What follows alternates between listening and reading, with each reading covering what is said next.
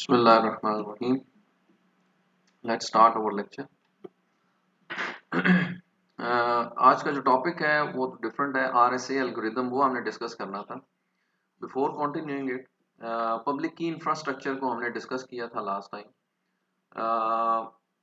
वाइवे में during viva मैंने questions पूछे थे रिगार्डिंग पब्लिक की क्रिप्टोग्राफी, क्योंकि वो कंटेंट कवर हो चुका था।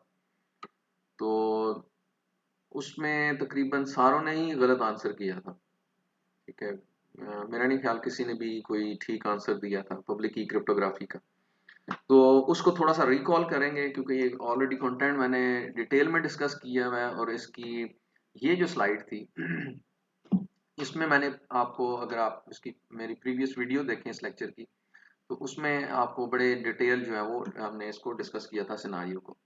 अच्छा, उसमें मैंने ये पूछा था कि आपकी कीज जो यूज होती हैं वो किस पर्पज के लिए यूज होती हैं। एक पब्लिक होती है और एक प्राइवेट होती है। तो इंक्रिप्शन कब होगी और डिजिटल सिग्नेचर कब होगा, ठीक है, और किसकी की यूज करेंगे, ठीक है, सेंडर की या रिसीवर की। तो उसका ओवरव्यू एक मैं देता हूं कि देखें, आप जब आपके पास ये एक सेंडर साइड है और ये रिसीवर साइड है, as you can see on your screen. तो इसमें प्रोसेस इंक्रिप्शन का ही दिया हुआ है। मैंने आपको बताया था कि इंक्रिप्शन और डिजिटल सिग्नेचर दो अलग अलग प्रोसेसेस हैं। इंक्रिप्शन से क्या होता है कि आपने टेक्स्ट को मास्क करते हैं सो दैट कि एक अनऑथराइज पर्सन उसको रीड ना कर सके, वो इंक्रिप्शन होती है, ठीक है। डिजिटल सिग्नेचर क्या होता है? डिजिटल सिग्नेचर ये होता है कि उस हम प्रोसेस इंक्रिप्शन का ही अप्लाई करते हैं, ठीक है, ये याद रखें। प्रोसेस इंक्रिप्शन का ही अप्लाई होता है, लेकिन उसके थ्रू हम वेरीफाई करते हैं ऑथेंटिसिटी ऑफ द सेंडर। इस सेंडर की ऑथेंटिसिटी हमने एक्चुअली वेरीफाई करनी होती है। अच्छा, अब कौन सी की यूज करें इंक्रिप्शन के लिए और डिजिटल सिग्नेचर के लिए, ये बड़ा इंपॉर्टेंट है एस्पेक्ट। ये जब तक आपको क्लियर नहीं होता तो आपको पब्लिक की क्रिप्टोग्राफी का जो समझ वो नहीं आएगी। अब देखिए, ये सेंडर साइड है, ये रिसीवर साइड। सेंडर साइड के पास एक की रिंग होता है, ठीक है, ये कीज का रिंग है इसके पास। अच्छा, बिफोर दैट ये मैं आपको एक चीज और क्लियर कर दूं कि देखें, अब हर साइड जो है, ये सेंडर है, ये रिसीवर है। अब सेंडर साइड के पास या हर यूजर के पास दो कीज होती हैं, अपनी अपनी कीज होती हैं। एक होती है उसकी प्राइवेट की और एक होती है उसकी पब्लिक की, ठीक है। सेंडर की मैं बात कर रहा हूं, इसकी की चेन को भूल जाए अभी। सेंडर के पास अपनी दो कीज होंगी, एक होगी इसकी प्राइवेट की और एक होगी पब्लिक की। इसी तरह रिसीवर के पास अपनी दो कीज होंगी, अपनी, इसको भूल जाएं। दो कीज होंगी, एक होगी उसकी प्राइवेट की और एक होगी पब्लिक की, ठीक है। अब इसने कब अपनी प्राइवेट की यूज करनी है, सेंडर की मैं बात कर रहा हूं, और कब प्राइवेट की यूज करनी है और कब पब्लिक की यूज करनी है, ये सेंडर। इसी तरह रिसीवर जो है वो कब अपनी पब्लिक की यूज करेगा और कब प्राइवेट की यूज करेगा। अच्छा, ये तो एक जनरल उस नॉलेज हो गया। अब एक चीज याद रखें कि हमेशा आपके पास जो इसकी पब्लिक की होगी सेंडर की, वो आप एक्चुअली उसको आप पब्लिकली हर जगह भेज देते हो। जितने भी यूजर्स होंगे नेटवर्क के अंदर, उन सारों के पास इस सेंडर की पब्लिक की अवेलेबल होगी। उसमें हमें सिक्योरिटी की जरूरत नहीं होती। पब्लिक की का मतलब ये है कि वो पब्लिकली अवेलेबल होती है। प्राइवेट की का मतलब ये है कि वो सिर्फ प्राइवेटली इसको पता होगी, उसके अलावा किसी को नहीं पता होगा। अब जब ये है सेंडर हमारे पास, तो सेंडर की जो प्राइवेट की है वो सोलली सिर्फ सेंडर को पता होगी। इसी तरह जो रिसीवर की प्राइवेट की है वो सिर्फ सोलली रिसीवर को पता होगी। इसी तरह इसकी जो पब्लिक की होगी वो पब्लिकली सारों को पता होगी, ठीक है। अब कौन सी की अप्लाई करनी है इंक्रिप्शन के वक्त और कौन सी की अप्लाई करनी है डिजिटल सिग्नेचर के। अब देखें, अब मैंने टेक्स्ट यहाँ पे, ये प्लेन टेक्स्ट मैंने सेंड करना है रिसीवर को। सो दैट मीन्स कि ये सिर्फ और सिर्फ टेक्स्ट रिसीवर के लिए है। रिसीवर के अलावा कोई भी इस टेक्स्ट को रीड नहीं करना चाहिए, ठीक है। अब देखें, मेरे पास कीज कौन सी अवेलेबल है? अपनी की अवेलेबल है प्राइवेट और अपनी की अवेलेबल है पब्लिक, ठीक है। अब पब्लिक और प्राइवेट की के दरमियान में एक रिलेशनशिप ये होता है कि एक दूसरे के इफेक्ट को कैंसिल करती हैं। एक की के थ्रू अगर इंक्रिप्शन प्रोसेस हुआ है तो दूसरी की उसको डीक्रिप्ट कर सकती है, ये याद रखिएगा, ठीक है। कोई भी की हो, प्राइवेट के थ्रू होगा तो पब्लिक की ओपन करेगी, पब्लिक के थ्रू अगर वो लॉक हुई है तो प्राइवेट के थ्रू अनलॉक होगी, ये याद रखिएगा। ये आज हम देखेंगे भी प्राइवेट और पब्लिक जनरेट हम कैसे करते हैं आरएसए एल्गोरिथम में। अच्छा, आप देखें, इसने टेक्स्ट भेजना है, plain text to the receiver. तो अब हमारा पर्पस क्या है कि सिर्फ और सिर्फ रिसीवर इसको ओपन कर सके, ठीक है। रिसीवर सिर्फ ओपन कर सके, इसके अलावा कोई ना ओपन कर सके। सो दैट मीन्स कि हम इसकी की यूज करेंगे, रिसीवर की, क्योंकि रिसीवर उसको, अब पब्लिक की जो है वो एलिस है, this user is Alice as you can see, ये एलिस है, एलिस की पब्लिक की जो है उसके थ्रू हमने इस टेक्स्ट को इनक्रिप्ट किया है, पब्लिक के थ्रू, ठीक है। अब ये पब्लिक एलिस की पब्लिक की के थ्रू इनक्रिप्ट हुआ है, तो दैट मीन्स कि एलिस की प्राइवेट की ही इसको ओपन कर सकती है, और एलिस की प्राइवेट की किसे पता है, सिर्फ और सिर्फ एलिस को पता है, ठीक है। अब हमने पब्लिक के थ्रू इनक्रिप्ट किया है एलिस की, और इसको टेक्स्ट भेज दिया है, इनक्रिप्टेड टेक्स्ट। अब ये एलिस अपनी प्राइवेट की अप्लाई कर रहा है, देखें एलिस प्राइवेट की यूज हुई है, ये हमारे पास इनक्रिप्शन का एल्गोरिथम, उस टेक्स्ट में से प्लेन टेक्स्ट उसने निकाल लिया, देखें एक पब्लिक के थ्रू इनक्रिप्ट हुआ था और एलिस की प्राइवेट के थ्रू वो डिक्रिप्ट हुआ, गॉट द प्रोसेस, ये इस तरह। अच्छा अब देखें यहाँ पे अगर ये इस एल्गोरिथम में अगर ये अपनी पब्लिक की लगाता, ठीक है, या अपनी प्राइवेट की लगाता, ठीक है, तो वो भी ओपन हो सकता था, वो सेंड करता, लेकिन वो इस तक पहुंचता, और ये यूजर जो है वो, इसको बॉब कहते हैं, बॉब की पब्लिक की लगा के डिक्रिप्ट कर सकता था, लेकिन मसला क्या था कि आपकी इंक्रिप्शन नहीं है इसमें, फिर ये, अब बॉब की पब्लिक की तो अटैकर को भी पता है, तो अटैकर भी इस पे बॉब की पब्लिक की लगा के ओपन कर सकता है, तो ये सिक्योरिटी नहीं इंश्योर हुई थी। तो सिक्योरिटी कहां से इंश्योर हुई है, हम एलिस की पब्लिक की से इनक्रिप्ट करें, अब इसको सिर्फ एलिस ही ओपन कर सकता है, कोई और ओपन नहीं कर सकता, ये एक रिलेशनशिप है। इसी तरह डिजिटल सिग्नेचर का जो है वो प्रोसेस क्या है, वो यहाँ पे मैंने आपको एलेबोरेट किया था लास्ट लेक्चर के अंदर, बड़ी डिटेल है। अब देखें एक प्राइवेट की के थ्रू, ये जब प्राइवेट की, ये ए का पार्ट है, source A, this is destination B. अब देखें ए अपनी प्राइवेट की लगा रहा है, तो दैट मीन्स कि जब प्राइवेट की अपनी लगाए तो इसका मतलब है कि वो साइन कर रहा है इसको। अब ये साइन वेरीफाई किस तरह होगा, पब्लिक ऑफ ए से, ठीक है, अभी देखें पब्लिक ऑफ ए से वो वेरीफाई करता है सिग्नेचर को तो दैट मीन्स कि पहले वो सिग्नेचर अप्लाई कर रहा है, फिर जो वाई हमारे पास जो टेक्स्ट आया है उसको दोबारा इंक्रिप्शन एल्गोरिथम में डाल रहा है, और अब जो रिसीवर है उसकी पब्लिक की इसने लगाई है, जब पब्लिक की लगाई है दैट मीन्स अब इसको इनक्रिप्ट कर रहा है, पहले सिग्नेचर अप्लाई किया है, फिर इनक्रिप्ट किया और वो भेज दिया। इसका मतलब यह है कि अब इस पूरे प्रोसेस जो Z जनरेट हुआ है इसको कोई भी ओपन नहीं कर सकता एक्सेप्ट B, क्योंकि लास्ट में क्या चीज अप्लाई हुआ है process, that was the encryption by using the public of B, ठीक है। तो अब अकॉर्डिंगली हमारे पास जो जनरेट हुआ है वो टेक्स्ट है, और इट विल कंटिन्यू, वो उसको डिक्रिप्ट करेगा पहले प्राइवेट ऑफ बी के अप्लाई करके, फिर जो जनरेट हुआ है सिग्नेचर वेरीफाई करेगा किससे, पब्लिक ऑफ बी ए से, और एट द एंड जो है वो उसने जनरेट कर दिया। ये एक थी चीजें जो कि रिकॉल करनी थी इंपॉर्टेंटली, क्योंकि मोस्टली स्टूडेंट्स को नहीं पता था। अच्छा आज का जो टॉपिक है वो है RSA एल्गोरिदम, ठीक है। RSA एल्गोरिदम के थ्रू ये पब्लिक जो कीज का जनरेट करने के लिए यूज होता है। अच्छा RSA, इसमें डिटेल्स में तो बाद में जाएंगे, पहले इसकी जो कुछ जो सिग्निफिकेंस है वो मैं आपको बता दूं कि RSA एल्गोरिदम है, ठीक है, RSA इज एन एल्गोरिदम, और ये पब्लिक की क्रिप्टोग्राफी का एल्गोरिदम है। पब्लिक की क्रिप्टोग्राफी क्या है, जिसमें दो कीज यूज होती हैं, पब्लिक और प्राइवेट। अच्छा RSA में इसके दो पर्पसेस हैं, ये याद रखिएगा importantly. RSA has two purposes, one is encryption and another one is the key generation, ठीक है, यहां पे मैं लिख देता हूं RSA used for encryption and key generation, ये दो पर्पसेस हैं। यूज फॉर इंक्रिप्शन, एक तो इंक्रिप्शन के लिए, और दूसरा जो है इसका पर्पस क्या है वो है की जनरेशन। ये दो इंपॉर्टेंट इसके हैं RSA एल्गोरिथम के, जो कि हम देखेंगे अभी बाद में। अच्छा ये प्रपोज किए थे तीन रिसर्चर्स थे, Rivest, Shamir and Adleman, they were in that university MIT in 1977, ये RSA प्रपोज हुआ था जी एल्गोरिथम।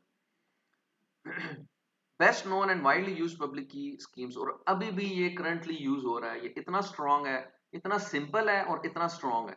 सिंपल आप देखेंगे कि विद फ्यू स्टेप्स हम की जनरेट कर लेते हैं, ठीक है, विद फ्यू स्टेप्स हम इंक्रिप्शन कर सकते हैं, और ये करंटली यूज भी हो रहा है, और स्ट्रांग इतना है कि अब ब्रेक नहीं हो सका अभी तक, ठीक है। और उसकी स्ट्रेंथ हम देखेंगे कि किस पे डिपेंड करती है, वो बाद में स्ट्रेंथ ये भी एक डिपेंड करती है। इसमें जो कंसेप्ट है based on exponential, in the finite field over the integers modulo a prime.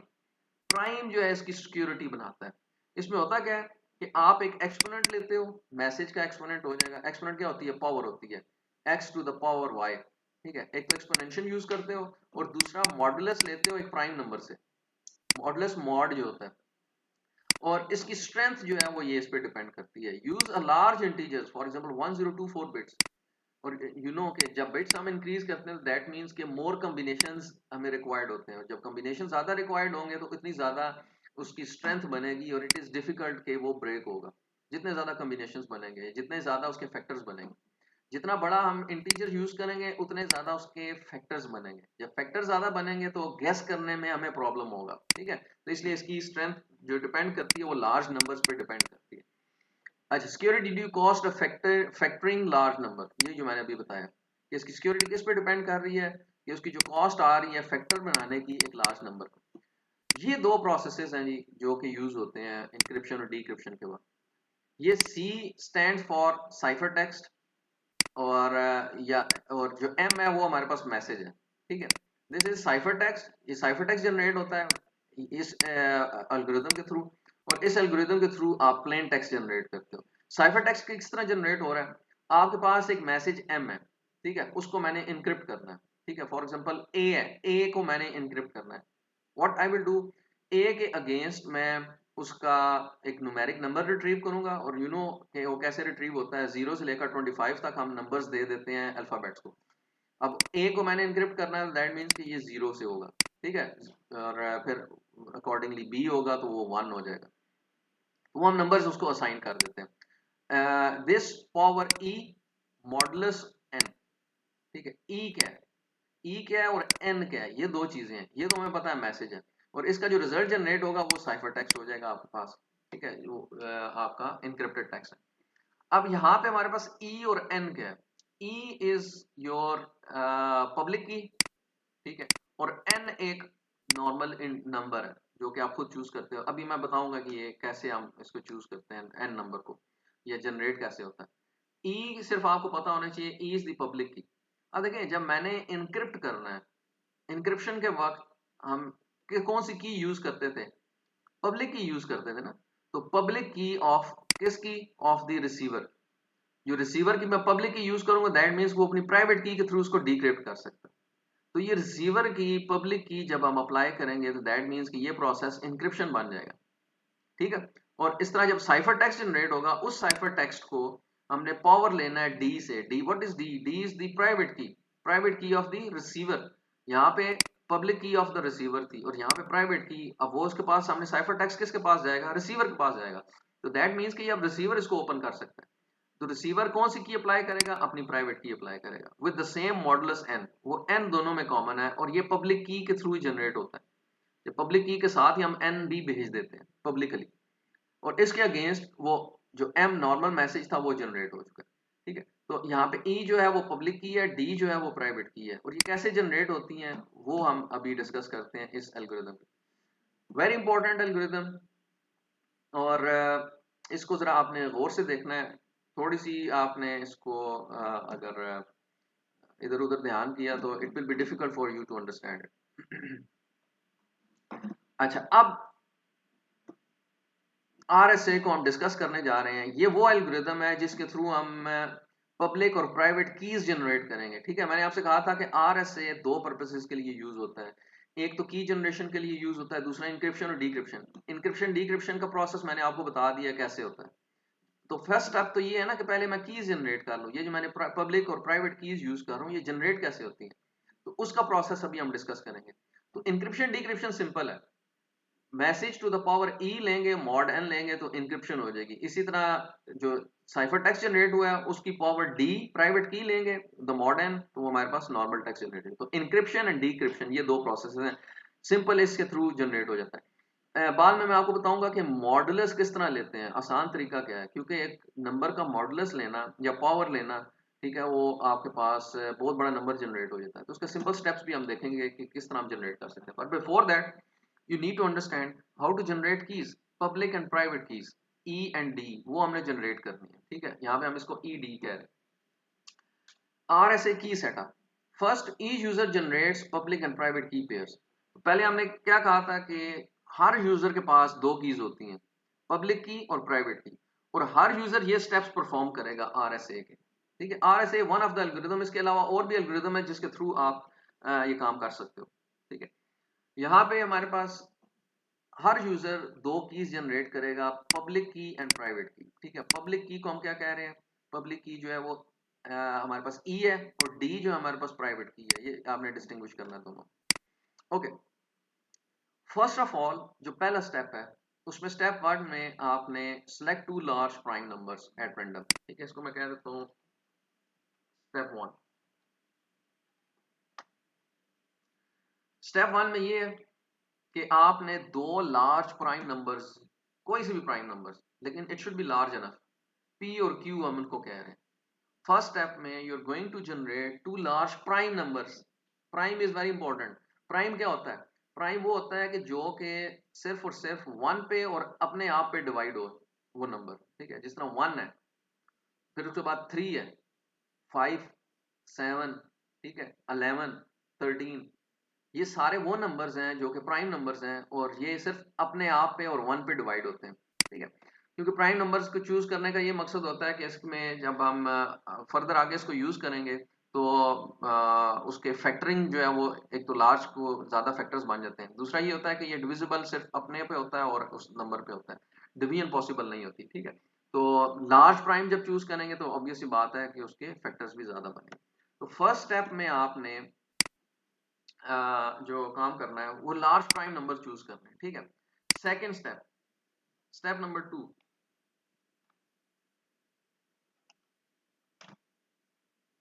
Step two में आपने एन कंप्यूट करना है। ये जो एन हमने यूज किया था ना वहां पे प्रीवियस स्लाइड में, ये वो यूज हो रहा है। एन किस तरह जनरेट होता है? पी और क्यू को मल्टीप्लाई करें तो एन जनरेट हो जाता है। ठीक हो जाएगा। Compute their system modulus N, N है और एक फाई ऑफ एन है, ये दोनों चीजें आपने देखनी है। एन तो जनरेट हो जाएगा पी और क्यू, और फाई ऑफ एन जो है वो कैसे होगा? P minus one multiply by Q minus one. ठीक है, इसको डॉट कर देते हैं। तो अभी तक क्या किया हमने? दो लार्ज प्राइम नंबर चूज किए, पी एंड क्यू, और पी और क्यू को जब हम मल्टीप्लाई करेंगे, और वो लार्ज प्राइम नंबर्स होने चाहिए, पी क्यू करेंगे तो एन जनरेट होगा, P minus one into Q minus one generate करेंगे तो फाई ऑफ एन जनरेट होगा। ठीक है, एन का फाई हम जनरेट कर रहे हैं, तो फाई ऑफ एन है, तो ये जनरेट हो जाएगा P minus one into Q minus one. ये स्टेप टू है। Okay, step number three, step three में आपने इंक्रिप्शन की जनरेट करनी है। ठीक है, अब ये है ई जो है ये पब्लिक की है, तो इसकी जनरेशन को हमें जरूरत नहीं है, ये सिर्फ हमने इसकी कुछ प्रॉपर्टीज को सेटिस्फाई करेंगे और कोई भी एक ई नंबर चूज कर लेंगे। ठीक है, अच्छा, ई की कुछ प्रॉपर्टीज हैं और वो ये दो प्रॉपर्टीज हैं, वन एंड टू। चूज करनी है हमने इंक्रिप्शन की, दैट इज यहां पे मैं इसको कर देता हूं पब्लिक की। ठीक है, ये पब्लिक की है।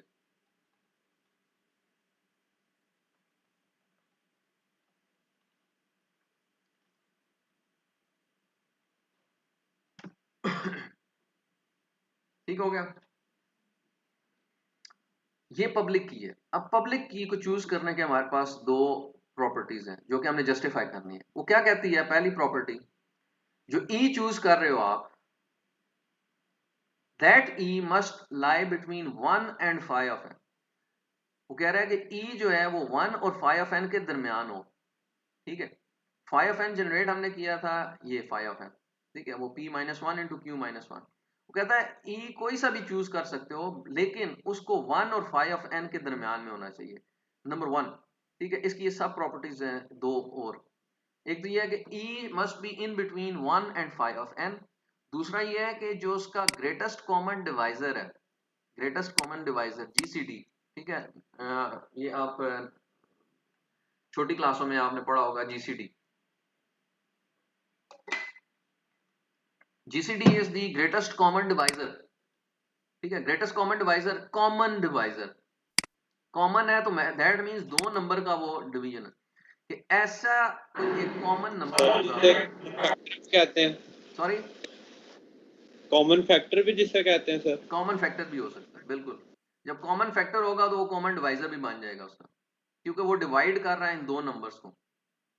तो yes sir. GCD is the greatest common divisor या कॉमन फैक्टर आप इसे कहें, क्योंकि दो नंबर्स का। अब फॉर एग्जांपल मैं कहता हूं मेरे पास 2 है और 4 है, ये दो नंबर्स हैं, इन दोनों के मैं कॉमन फैक्टर्स निकालता हूं, ठीक है। अब एक 2 ऐसा नंबर है जो कि 2 को भी डिवाइड कर रहा है, ठीक है। चले डिफरेंट एग्जांपल लेते हैं। 4 और 6 नंबर है, 4 और 6 में मैं एक्चुअली इसके फैक्टर्स बनाता हूँ।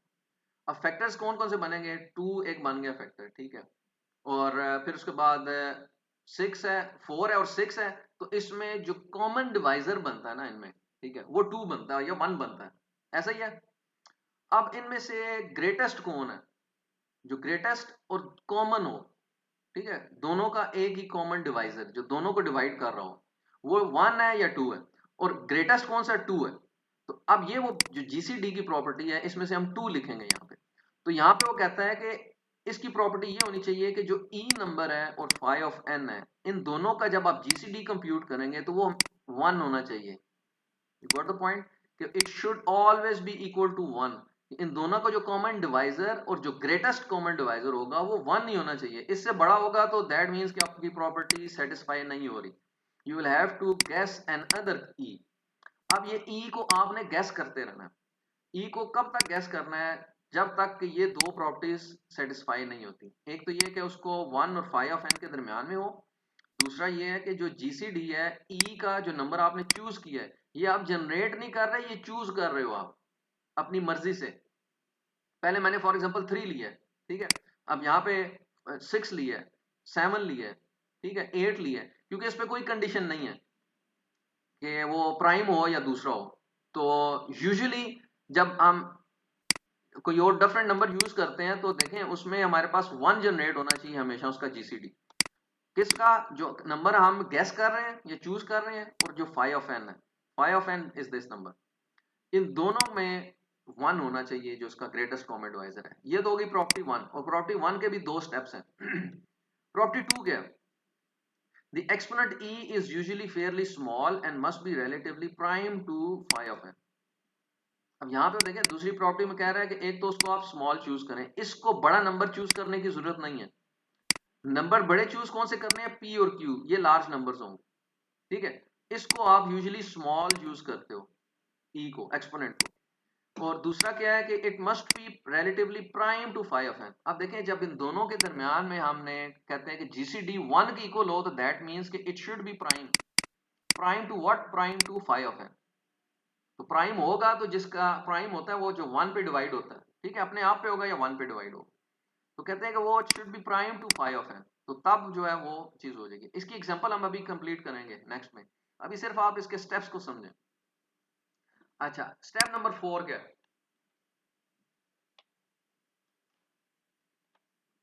स्टेप 4 में कहता है solve following equation two find decryption की। अब हमने डिक्रिप्शन की फाइंड करनी है, ठीक है। इंपॉर्टेंट चीज ये है कि हम फाइंड करने जा रहे हैं, ठीक है। ये हमने गैस की थी, ई जो पब्लिक की थी वो हम गैस करते थे, ये प्रॉपर्टी सेटिस्फाई करते हुए गैस की थी। अब ये हम कंप्यूट करेंगे जो डिक्रिप्शन की है, दैट इज इंपॉर्टेंट थिंग। अच्छा, उसके लिए हमारे पास फॉर्मूला क्या है? फॉर्मूला ये है जो हमारे पास E dot D is equal to 1 mod phi of N, ठीक है। And D must be between 0 and n, 0 और n के दरमियान में होना चाहिए, and it can be equal to those numbers as well, ठीक है। जो प्राइवेट की हम फाइंड करने जा रहे हैं, ठीक है। तो इसको तो छोड़ें, आप वो खुद ब खुद आप उसको कंप्यूट कर लोगे। तो उसके लिए फार्मूला क्या है? E dot D, public key multiply by private key, is equal to 1 mod phi of N. इस सारी इक्वेशन में हमें ई का भी पता है, फाई ऑफ एन का भी पता है, ठीक है। और 1 मॉड फाई ऑफ एन हम कंप्यूट करेंगे, तो उसमें से हमने डी को कंप्यूट करना है। तो डी को कंप्यूट करें तो ई जो है वो इस साइड पे आएगा, दैट इज अगर इस साइड पे मल्टीप्लाई हो रहा है तो इस साइड पे डिवाइड हो जाएगा, ठीक है। डिवाइड को ऊपर लेके जाए -1 उसकी पावर हो जाती है, you know that. But it is not that simple to compute this thing. ये 1 मॉड फाई ऑफ एन आप इसको कंप्यूट कर लें, 1 मॉड फाई ऑफ एन। ये हमें एक यूक्लिडियन एल्गोरिथम कहता है कि it is not computationally easy to find 1 mod phi of N. तो इसके कुछ कंप्यूटेशन प्रोसेसेस हैं जो कि हम फाइंड करेंगे। जब हम ये फाइंड कर लेते हैं यहाँ से डी, तो इस केस में फिर हमारे पास पब्लिक की कौन सी होती है, पब्लिक की इंक्रिप्शन के क्या है, ई और एन। मैंने कहा था कि एन जो है वो साथ भेजते हो आप उसको पब्लिक की के साथ, जो आप पी और क्यू यूज कर रहे हो ना, दो नंबर्स का वो आपके पास एन जनरेट हुआ हुआ है। सिमिलरली जो आपकी जो प्राइवेट की है वो डी और एन होगी, ठीक है। अब देखें ये कौन सेंड कर रहा है, ये सेंडर सेंड कर रहा है। इसी तरह रिसीवर अपनी दो कीज यूज करेगा, तो आपको पी क्यू नहीं भेजने की जरूरत, आपको एन भेजते हो, पी इंटू क्यू। अब जब पी और क्यू मल्टीप्लाई करोगे तो it will generate a very big number. तो इसके वो जब फैक्टर्स बेशक जितने मर्जी करे तो बहुत ज्यादा फैक्टर्स बनेंगे, तो इसके अकॉर्डिंग वो प्राइवेट की जो है उसको कंप्यूट नहीं कर सकता, ठीक है। अब जो अटैकर है वो इसमें से अगर डी निकालना चाहे ना, क्योंकि पब्लिक की तो अवेलेबल है सारों को, डी को अगर वो गैस करना चाहे, ये तो प्राइवेट की है, ये किसी को नहीं पता होगी और सिर्फ ऑनर को पता होती है, तो वो इन तीन नंबर्स या इन दो नंबर्स के थ्रू डी को कंप्यूट नहीं कर सकता। कैसे नहीं कर सकता, क्योंकि एन जो है हमारे पास बहुत बड़ा लार्ज नंबर है, और एन के थ्रू हमने, क्योंकि एन से हमने फाई ऑफ एन जनरेट किया था, और ये वो इन नंबर्स को गैस नहीं कर सकता। अगर उसको पी क्यू पता चल जाए तो वो ये जनरेट कर सकता है डी को, ठीक है। जब पी क्यू का प्रोडक्ट बन गया तो it will be a big number. इनके जो फैक्टर्स जितने मर्जी बना ले वो पी और क्यू को गैस नहीं कर सकता, ठीक हो गया। तो ये पब्लिक की होगी हमारे पास, इसी तरह प्राइवेट की ये। अब डी को जनरेट कैसे करते हैं, इसके थ्रू, इस फॉर्मूले के थ्रू, ठीक है। वो जनरेट होता है इक्लूडियन और एक्सटेंडेड इक्लूडियन एल्गोरिथम के थ्रू, वो अभी हम अभी सॉल्व करेंगे ना शॉर्ट में। आप देखें इसको यूज कैसे करते हैं, जब आपके पास प्राइवेट की और पब्लिक की ज्यूम करें कि आ गई है, तो अब आप बड़े आराम से इंक्रिप्शन कर सकते हो। यहाँ पे ये इंक्रिप्शन है, एक मैसेज एम है, मैंने उसको इंक्रिप्ट करना है। सो आई विल अप्लाई पब्लिक की। हमेशा याद रखिएगा कि मैं जो आपके पास इंक्रिप्शन है, इंक्रिप्शन में पब्लिक की यूज होती है, क्योंकि प्राइवेट की के थ्रू, क्योंकि देखें मैंने आपको डाटा सेंड करना है, तो आपकी की से मैं आपकी जो पब्लिक की है उसके थ्रू मैं इंक्रिप्ट करके आपको भेजूंगा, और आप अपनी प्राइवेट की अप्लाई करोगे और उसके थ्रू आप डिक्रिप्ट करोगे। तो इस सिनारियो को जब डेवलप करते हो ना, तो आपको खुद बहुत समझ आ जाती है कि कौन सी की मैंने अप्लाई करनी है। अभी थोड़ी देर पहले हमने डिस्कस किया था शुरू में। सिमिलरली डिक्रिप्शन जब करनी है, तो डिक्रिप्शन में जो साइफर टेक्स्ट जनरेट हुआ है उस पर आप प्राइवेट की अप्लाई कर रहे हो और मॉडुलस ऑफ एन, ठीक है, और you will get the message out of it. तो ये इसका यूज है कहाँ पे, इंक्रिप्शन और डिक्रिप्शन के वक्त, ठीक है। वाई आर ऐसे वर्क्स, इसमें ये होता है कि एक की के थ्रू दूसरी की हम जनरेट कर रहे होते हैं, प्राइवेट पब्लिक के थ्रू हम प्राइवेट जनरेट करते हैं, तो इसीलिए एक दूसरे के इफेक्ट को ये कैंसिल करती हैं, क्योंकि हम प्राइवेट के थ्रू पब्लिक जो है वो, सॉरी पब्लिक के थ्रू प्राइवेट जो है हम जनरेट कर रहे हैं, इंक्लूडिंग और एक्सटेंडेड इंक्लूडिंग एल्गोरिथम के थ्रू, और वो one mod phi of N वाला जो एल्गोरिथम है, ठीक है। तो एक की के थ्रू दूसरी की जो है हम जनरेट कर सकते हैं। अब ये एग्जांपल है जिसको आपने बड़े गौर से देखना है। हम कंप्यूट करने जा रहे हैं प्राइवेट की, ठीक है। अब फॉर एग्जांपल ये प्रोसेस मैं अप्लाई करूंगा, मैं अपने की पेयर्स को जनरेट करने जा रहा हूं, ठीक है। प्राइवेट और पब्लिक ये की पेयर्स है, क्योंकि कीज मैं जनरेट करूंगा सो दैट मेरे साथ जो जिसने भी कम्युनिकेट करना है वो इन कीज को यूज करेगा, पब्लिक को मोर स्पेसिफिकली। अच्छा, अब ये जो हमने प्रीवियस स्लाइड जो देखी थी उसमें उसका प्रोसेस को हमने with the help of an example हम डिस्कस करने जा रहे हैं। फर्स्ट, ये मैंने, हमारे पास क्या था स्टेप वन में कि हम लार्ज नंबर्स को यूज करते हैं। यहाँ पे for sake of an example मैंने स्मॉल नंबर्स चूज किए हैं, ठीक है, 11 और 5, but you are not going to choose small numbers once कि आप रियल लाइफ या रियल जो आपने कीज जब जनरेट करनी है, तो उसके लिए आपको ये लार्ज प्राइम नंबर्स चूज करने हैं। अभी मैंने स्मॉल प्राइम नंबर्स चूज किए, ठीक है। फर्स्ट ऑफ ऑल मैंने पी और क्यू चूज किए, 11 और 5, और 11 और 5 में यहाँ पे आप देखें कि वो कहता है दो लार्ज प्राइम नंबर्स होने चाहिए, और यहाँ पे जो मैंने नंबर्स चूज किए हैं वो दोनों प्राइम है, ठीक है, लार्ज नहीं है, वो मैंने आपको बता दिया है, क्योंकि हमने कंप्यूटेशंस करनी है तो इसको हम आसानी से कंप्यूट कर लें, तो इसलिए उसके लिए हमने स्मॉल नंबर्स चूज किए हैं, प्राइम नंबर, लेकिन दोनों प्राइम है। प्राइम का क्या है कि वो सिर्फ और सिर्फ अपने पे या वन पे जो है वो डिवाइड होते हैं। अच्छा, first of all, we have chosen two prime numbers, large prime numbers, presume 11 और 5, P and Q। N जो है हम कंप्यूट करेंगे P इंटू Q, ठीक है। P डॉट Q जो है वो आपका N जनरेट करेगा। सो 11 इंटू 5 इज 55, ये हमारे पास N जनरेट हो गया। सिमिलरली फाई ऑफ N, ठीक है, इसको फाई ऑफ N करते हैं। फाई ऑफ एन क्या था, p minus one into Q minus one, वो क्या है, p minus one 11 minus one that is 10, इसी तरह q माइनस वन 4, सो 10 इंटू 4 मेक्स 40, n जनरेट किया हमने, वो है आपके पास 55, फाई ऑफ n जो है वो है 40। अब नेक्स्ट स्टेप के अंदर जो कि स्टेप हमारे पास 3 है, हमने एक e नंबर चूज करना है, ठीक है, और वो सेटिस्फाई करेगा हमारी दो प्रॉपर्टीज को। फर्स्ट प्रॉपर्टी क्या है कि e must be in between 1 and phi of n, phi of n क्या है 40, 1 और 40 के दरमियान में e होना चाहिए, ठीक है। एंड व्हाट इज दैट, हमने यहाँ पे पहले चूज किया है 3 फॉर एग्जांपल, चले हम इसको कोई और नंबर अगर चूज करें, 2 हम चूज करते हैं, 2 चूज किया है, वो 1 और फाई ऑफ n के दरमियान में, फाइन अनफ, ठीक है। लेकिन दूसरी प्रॉपर्टी में वो कहता है कि जो 2 है और फाई ऑफ n है, उन दोनों का ग्रेटेस्ट कॉमन डिवाइजर 1 होना चाहिए, ठीक है। तो 2 और 40 इसमें से ज्यादा भी हो सकते हैं, 2 बन जाता है, 2 इटसेल्फ बनता है नंबर, तो वो 1 नहीं है 2 है एक्चुअली, तो 2 we can not choose 2 in that. फिर हमने 3 चूज किया, 3 में ये भी सेटिस्फाई करता है, 3 इज बिटवीन 1 एंड 40, ठीक है। फिर उसके बाद GCD of 1 and phi of n वो 1 के इक्वल है, 3 है और 40 है, तो इसमें देखें 1 ही इसका ग्रेटेस्ट कॉमन डिवाइजर बनता है, so that means we can choose 3, ठीक हो गया। तो 3 हम यूजुअली स्मॉल चूज करते हैं, relatively prime to the phi of n, ये एक प्रॉपर्टी थी। और तो 3 जो है वो हमारी दोनों प्रॉपर्टीज को सेटिस्फाई कर रहा है, so we can choose 3 as the public key. तो ये हमारे पब्लिक की हमारे पास आ गई है। तो पब्लिक की क्योंकि सारों को पता होती है तो हम इसको बेसिकली डायरेक्टली गेस करते हैं, हम कंप्यूट नहीं करते, लेकिन जो प्राइवेट की है वो हम कंप्यूट करते हैं। अच्छा यहाँ पे वो बता रहा है GCD of E of p minus one is equal to GCD of, यहाँ पे आपके पास 3 है, 7 नहीं है, 7 एंड 10 इज 1। इसी तरह दूसरे को भी आप चेक करोगे बिटवीन 3 एंड 4, तो वो भी 1 बनती है, ठीक हो गया। 7 नहीं है, 3 आ रहा है। अच्छा जी, अब तो ये वही प्रॉपर्टीज चेक हो रही हैं, आप अलग अलग चेक करें p माइनस वन के साथ, q माइनस वन के साथ, या दोनों को घटी चेक कर लें तो वो प्रॉपर्टी जस्टिफाई हो जाती है। नेक्स्ट स्टेप में क्या था कि you are going to compute d, अब आपने d कंप्यूट करना है such that e dot D is equal to 1 mod phi of n, ठीक है, 1 मॉड फाई ऑफ n, ये था हमारे पास, इसके थ्रू आपने कंप्यूट करना, इस इक्वेशन के थ्रू दी है। तो हमारे पास पब्लिक की तो हमें पता चल गई है, पब्लिक की क्या बनती है 55, क्योंकि n और e था, या e और n था, 755 या 55 7 एक ही बात है।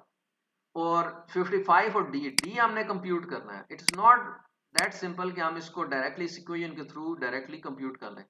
तो इस इक्वेशन को हम कंप्यूट करने के लिए एक्लूडियन और एक्सटेंडेड एक्लूडियन एल्गोरिदम, ये आपने आई डोंट नो कि आपने पढ़ा या नहीं पढ़ा, एक्लूडियन एल्गोरिदम और एक्सटेंडेड एक्लूडियन एल्गोरिदम, ये इन जो मॉडुलस वाले जो चीजें होती हैं उसको ये इस तरह कंप्यूट करने के लिए यूज होता है, एक्लूडियन और एक्सटेंडेड एक्लूडियन एल्गोरिदम, ठीक है। तो अब ये इक्वेशन है d डॉट ई या e dot D is equal to 1 mod phi of n, इसमें हमें क्या क्या चीजें पता है, e पता है, ठीक है, और फाई ऑफ n पता है, और हमने d को कंप्यूट करना है, how we are going to compute d out of it. अच्छा, अब देखें यहाँ पे ये एक है बॉक्स जिसमें से हमें एज्यूम करें कि ये चीज नहीं पता, ये हम कंप्यूट करने जा रहे हैं और मैं आपको बताऊंगा कि ये कैसे कंप्यूट हुआ है। इट्स नॉट दैट सिंपल कि आप इस इक्वेशन के थ्रू समझें कि ये आप समझ लेंगे कि ये आपको आता है। हमें ये चीजें पता है, पी क्यू पता है, एन पता है, फाई ऑफ एन पता है, और ई हमने जो है वो 7 चूज किया हुआ, ठीक है। अब इसके अकॉर्डिंग आप 7 के थ्रू यहाँ पे हमने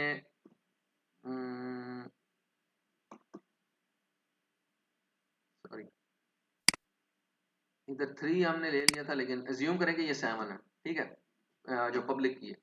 अब 7 जो है वो आपके पास पब्लिक की है और उसके थ्रू आपने डी फाइंड करना है, ये एक अलग से एग्जांपल है, ठीक है। Do not actually confuse it with the previous slide, ठीक है, प्रीवियस स्लाइड का वो अलग से चीज थी, यहाँ पे हम एग्जांपल डिफरेंट ले रहे हैं जिसमें हमारे पास ई जो है वो 7 है, ठीक है। अब आपने कंप्यूट करना है इसको, कैसे कंप्यूट करेंगे, फर्स्ट आपने इक्वेशन लिखी e dot D is equal to 1 mod phi of n, तो ई आपको पता है, डी नहीं पता और फाई ऑफ एन पता है, ठीक है। तो अब इक्लूडियम एल्गोरिदम पहले आप लिखोगे। इक्लूडियम एल्गोरिदम क्या है? फाई ऑफ एन, ठीक है, इज इक्वल टू, ये आपने सिंपली ये चीज लिखनी है, फाई ऑफ एन, यहां पे मैं इससे ऊपर एक चीज और लिख देता हूं देखें, फाई ऑफ एन क्या है आपके पास? 40, ठीक है।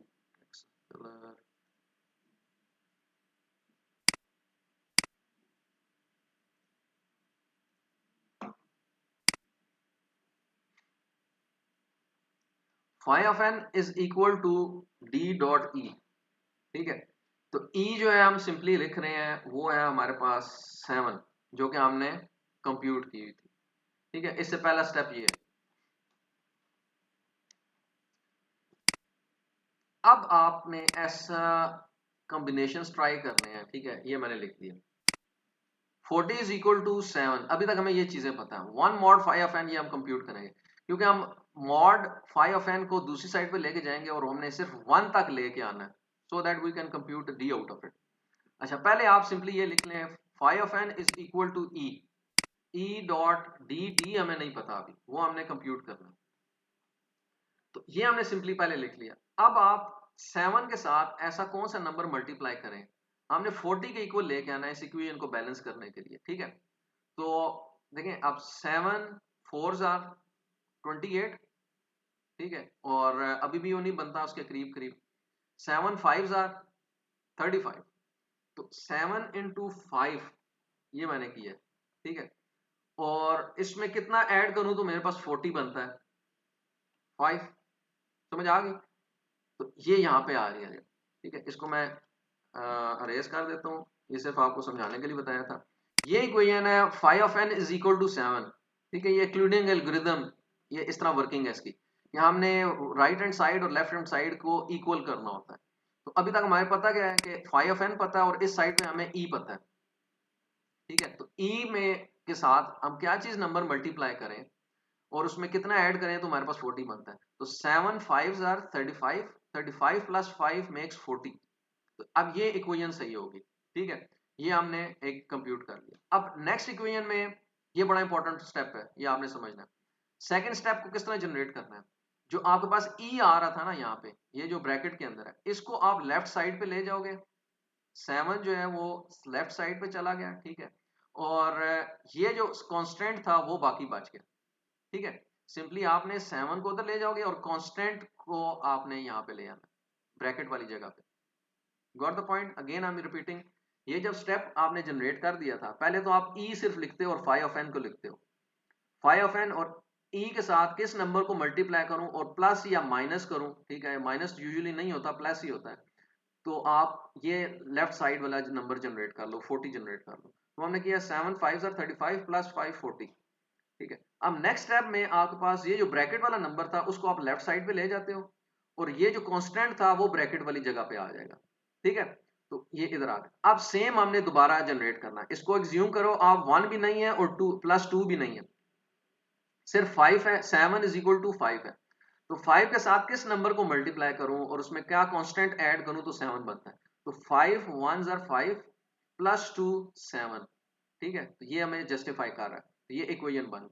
अब अगेन ब्रैकेट वाला नंबर लेफ्ट साइड पे चला जाएगा और कांस्टेंट जो है वो ब्रैकेट के अंदर आ जाएगा, ठीक है। Then 2 2s are 4 plus 1 5, that means ये आपने प्रोसेस कब तक अप्लाई करना है? जब तक कांस्टेंट 1 जनरेट नहीं हो जाता, क्योंकि हमने 1 mod phi of n compute करना है। तो 1 को हमने कंप्यूट करना है वहां से और मॉड फाई ऑफ एन दूसरी साइड पे लेके जाएंगे, ठीक है, क्योंकि ये डायरेक्टली कंप्यूट नहीं हो सकता।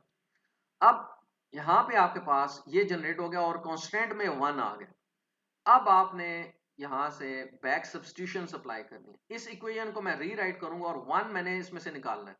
So how can I right? 1 इधर हुआ, ये जो 2 और मल्टीप्लाई जो ब्रैकेट्स ऑफ 2 है, ये याद रखिएगा, इनको मल्टीप्लाई नहीं करना आपने। जो कांस्टेंट मल्टीप्लाई हो रहे हैं वो ब्रैकेट के साथ ही आ रहे। ये इस साइड पे प्लस हो रहा है तो साइड पे जाके माइनस हो जाएगा। तो 5 माइनस 2 ऑफ 2 हो जाएगा। 1 is equal to 5 minus 2 of 2।